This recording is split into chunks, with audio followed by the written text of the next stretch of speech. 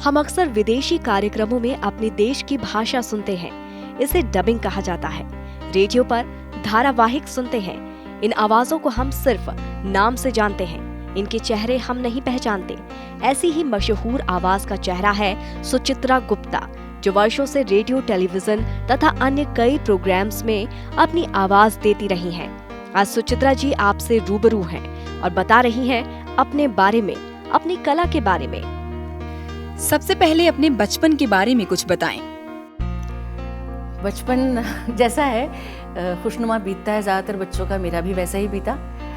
मेरी पैदाइश है अजमेर राजस्थान की, और उसके बाद चूँकि मेरे पिता ऐसी जॉब में थे जहाँ ट्रांसफ़र होती रहती थी, तो मेरी अर्ली एजुकेशन जितनी भी प्रारंभिक पढ़ाई है मेरी, वो मेरी मध्य प्रदेश और राजस्थान में हुई, और भोपाल, इंदौर ऐसी जगहों पर। उसके बाद काफ़ी अरसे के बाद हम लोग दिल्ली आए और तब से दिल्ली में हैं। अच्छी आवाज़ किसे कहते हैं? अच्छी आवाज़ वो होती है जो सधी हुई हो, सटीक हो, सुनने में मधुर लगे, उसमें मिठास हो, कर्कश ना हो, और एक वॉइस ओवर आर्टिस्ट के नाते आवाज़ का सही इस्तेमाल करना आता हो। लेकिन उसके साथ साथ ये भी बहुत ज़रूरी है कि आपको भाषा का ज्ञान हो। आपने वॉइस ओवर आर्टिस्ट के रूप में शुरुआत कहाँ से की? देखिए, शुरुआत मेरी बहुत ही इंटरेस्टिंग थी।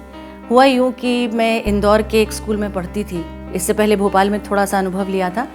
इंदौर के जिस स्कूल में मैं पढ़ती थी वहाँ पेरेंट्स टीचर्स डे बहुत ज़ोर शोर से मनाया जाता था, और चूँकि वो नामी गिरामी स्कूल था तो इस लेवल का था कि मुख्यमंत्री वगैरह सब लोग उस एनुअल डे पर आया करते थे। तो वहाँ मैंने एक नाटक किया जो कि बहुत चर्चित नाटक है, काबुली वाला।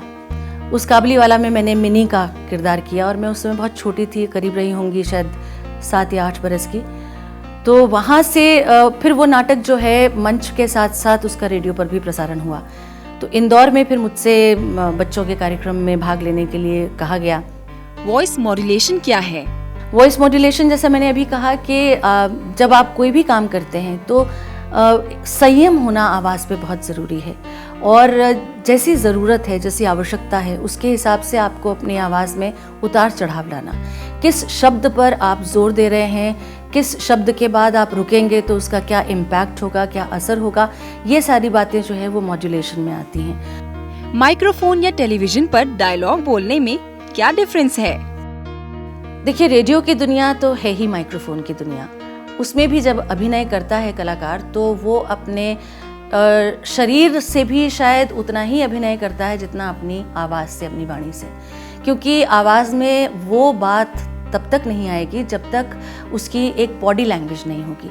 लेकिन रेडियो पर बॉडी लैंग्वेज का महत्व यहीं तक सीमित है, इसके आगे उसकी ज़रूरत नहीं है, क्योंकि वो नज़र नहीं आ रहा। आप केवल अपनी आवाज़ को प्रभावशाली बनाने के लिए, प्रभावी बनाने के लिए वो बॉडी लैंग्वेज कर रहे हैं। मान लीजिए अगर मुझे कुछ बहुत गुस्से में बोलना है तो मेरी मुट्ठियाँ भी भिंचेंगी, मेरे चेहरे पर भी आक्रोश होगा, क्योंकि जब तक मेरे चेहरे पर आक्रोश नहीं होगा, मैं शरीर से उस तरह का वायलेंस नहीं दिखाऊंगी, तब तक मैं अपने अभिनय में रेडियो पर, माइक्रोफोन पर वो बात नहीं ला पाऊंगी। लेकिन सुनने वाला श्रोता जो है वो इस बॉडी लैंग्वेज को नहीं देख रहा, इसलिए उसके लिए इसका कोई महत्व नहीं है, कलाकार के लिए है। जबकि जब हम टेलीविज़न पर काम करते हैं या किसी भी विजुअल मीडियम के लिए काम करते हैं तो उसमें बॉडी लैंग्वेज भी उतनी ही ज़रूरी हो जाती है, क्योंकि वो बॉडी लैंग्वेज आपके कैरेक्टर से कनेक्ट हो रही है, और आपका उठना बैठना, चलना, देखना, हाव भाव, भंगिमाएं, सब कुछ आपको गाइड करती हैं कि आपके कैरेक्टर को गाइड करती हैं। माइक्रोफोन की अगर केवल दुनिया है तो उसमें इस सब का कोई महत्व ही नहीं है, उसकी कोई ज़रूरत ही नहीं है। लेकिन जब आप टेलीविज़न के लिए काम करते हैं तो आपका एक एक जो मूव है, आपकी एक एक मूवमेंट महत्वपूर्ण हो जाती है। आमतौर पर वीओ करने में या फिर कार्टून आर्टिस्ट या लाइव कैरेक्टर के वीओ करने में क्या अंतर होता है? जी हाँ, बहुत डिफरेंस होता है। नॉर्मल कैरेक्टर में तो जैसे जो भी कैरेक्टर की मांग है, माने जैसे आप और हम बात करते हैं, बोलते हैं, आवाज़ वही रहेगी, आवाज़ में मूलभूत परिवर्तन कोई नहीं आएगा। लेकिन जब आप एनिमेशन के कैरेक्टर्स करते हैं, कार्टून कैरेक्टर्स करते हैं, तो जाहिर सी बात है कि वो नॉर्मल कैरेक्टर्स हैं ही नहीं, तो आपकी आवाज़ भी नॉर्मल नहीं रहेगी। आपको उसी के हिसाब से अपनी आवाज़ बनानी पड़ेगी, कुछ इमेजिन करना पड़ेगा। तो बहुत फ़र्क है नॉर्मल में और कार्टून में। वॉइस ओवर करने के लिए किसी भी भाषा का ज्ञान होना कितना जरूरी होता है?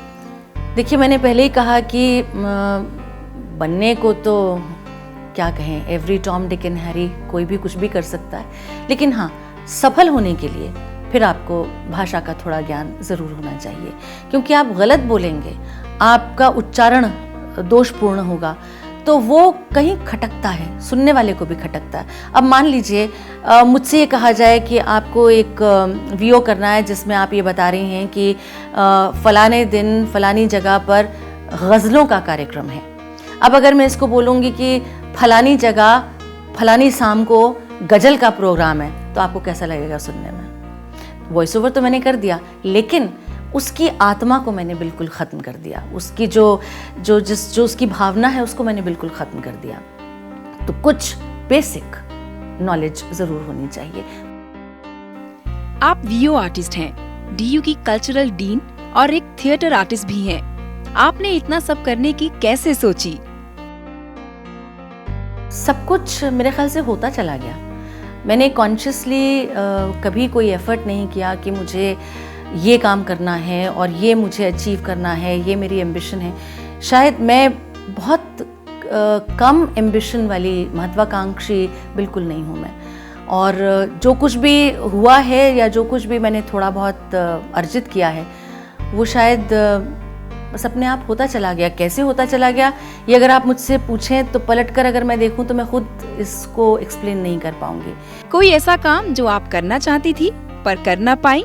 जी बिल्कुल, दो हैं। एक, मुझे अगर मैं सुरीला गा सकती तो मुझे बहुत खुशी होती, और अगर मैं नृत्य कर सकती तो मुझे शायद उससे भी ज़्यादा खुशी होती, और ये दोनों ही काम मुझे नहीं आते। कोई बात जो आप कहना चाहें?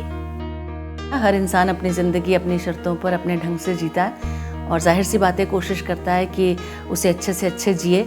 अब चाहे उसके लिए वो कोई भी रास्ता चुने, खैर जो भी रास्ता चुने कोशिश कीजिए कि अच्छा रास्ता हो, संतुलित रास्ता हो, सामंजस्य बना रखे, और मन में किसी के भी प्रति किसी भी स्टेज पर कलुषित भावनाएं ना आने दें, तो एक मेरे ख्याल से एक सफल जीवन होता है। चाहे ये आपका धर्म से जुड़ा हुआ सवाल हो, चाहे आपका व्यक्तिगत सवाल हो, हर इंसान मेरे ख्याल से उसे जीने का हक है और अपनी शर्तों पे जीने का हक है। तो दोस्त